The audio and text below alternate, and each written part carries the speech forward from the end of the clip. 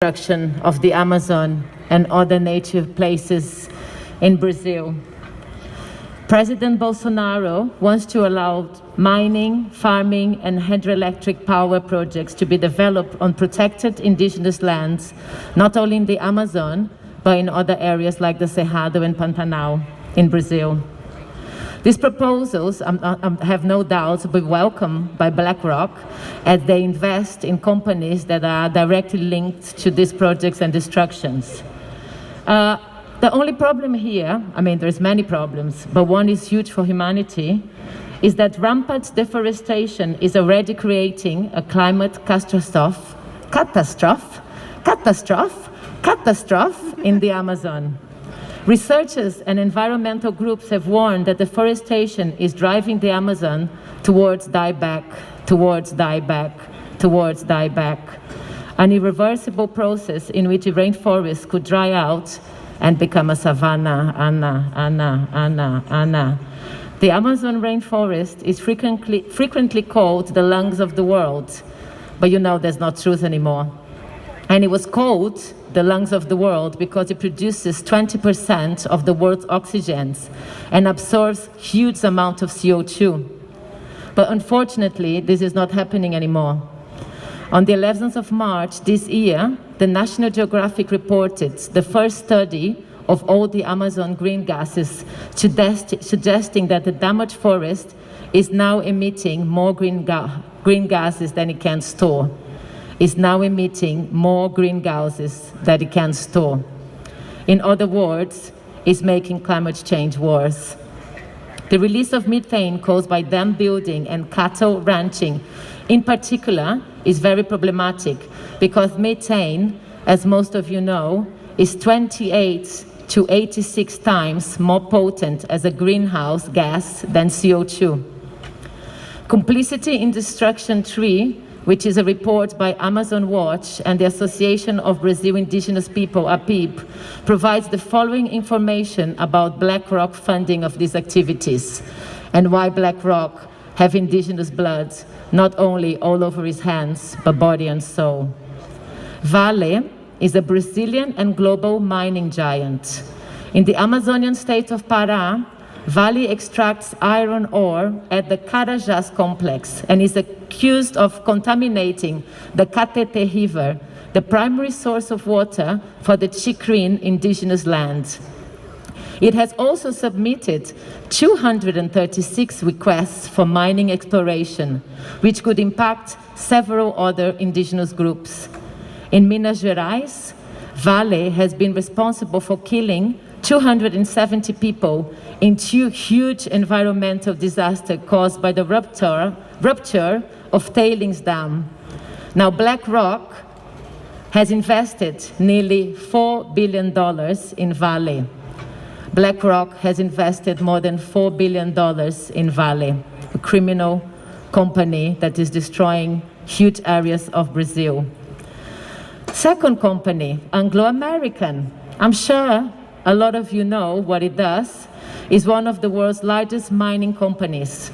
In Minas Rio operation, it produces 26.5 million tons of iron every year and includes a 500-kilometer slurry pipeline which could endanger various indigenous peoples.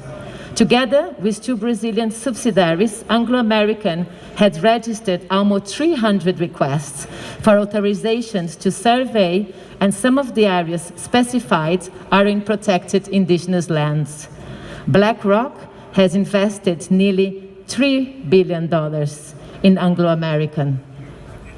Now, cattle ranching accounts for about 80% of deforestation in the Amazon, and three huge meatpacking companies, JBF, Mafrig, and Minerva, dominate the production and export of beef.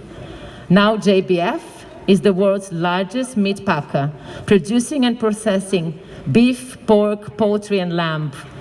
In 2017, GBS was fined $7.7 million for knowingly buying nearly 50,000 cattle raised on illegal deforested land.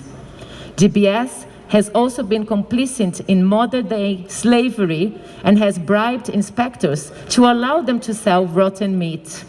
Their former chairman and CEO even had short prison sentences for bribing nearly 2,000 political candidates and 3 Brazilian presidents. Blackrock invested more than $517 million on GBS. I'm nearly over here. I'm just going to go to Cargill now. Now, Cargill is one of the world's largest commodity traders on planet. A lot of us don't know a lot about Cargill. They are the guys behind Cargill. Look it up. Despite signing the Amazon soy moratorium and claiming that 95% of its 2019 harvest was free of deforestation, Cargill remains exposed to risk of involvement in deforestation, according to data from Trace Platform. In 2019, it was the second largest exporter of soy products in the 15 municipalities with the largest area of soy fields on farms connected to illegal deforestation in Mato Grosso state. In Pará, Cargill has constructed a port complex. We can ship 5 million tons of grains per year, and this has encouraged soybean production and local land disputes. Now, Blackrock has invested $66 million in Cargill. $66 million on Cargill. So we have Cargill, Vale, GBS, and Anglo-American. Blackrock, you've got indigenous blood all over your hands, body, and soul. I'm just going to read a short statement from an indigenous leader from the Munduruku people, Alessandra Munduruku, describing the impact of this on his lands and indigenous people. Every mining, soy, or infrastructure project affects indigenous land. For example, the construction of a hydroelectric power plant near our territories affects us because it would lead to a shortage of water, fish, and forest land will die either to drought or flooding. We have reports of destruction in places that are sacred to our people. Mining is causing a great deal of severe impacts on our lands. It pollutes our drinking water, contaminates our fish, and leaves only destruction. When it comes to soy, what you see is deforestation increasing more and more to make way for the crops. As a result, our rivers, our streams are drying up. All over the region where Cargill operates, they are destroying the environment around them and driving out or threatening the indigenous people that lives there. The first world, they refer to us here in Europe and England, countries have interest in exploiting the Amazon. They have the blood of indigenous people on their hands.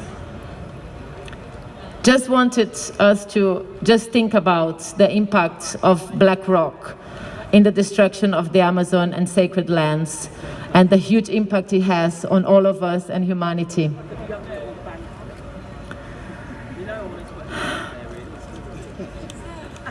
I just wanted to say thank you for listening to me on this, and I'm just going to change the note and take this chance to invite you to a March for Nature that we're doing tomorrow.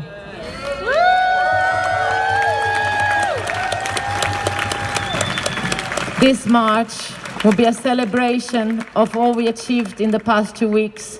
It would have music, it would have dance, it would have costumes, it would have beauty. It would be an opportunity for us to be together and look at a non-human-centric view of nature. I hope to see you tomorrow at 1 p.m. in Trafalgar Square. Thank you.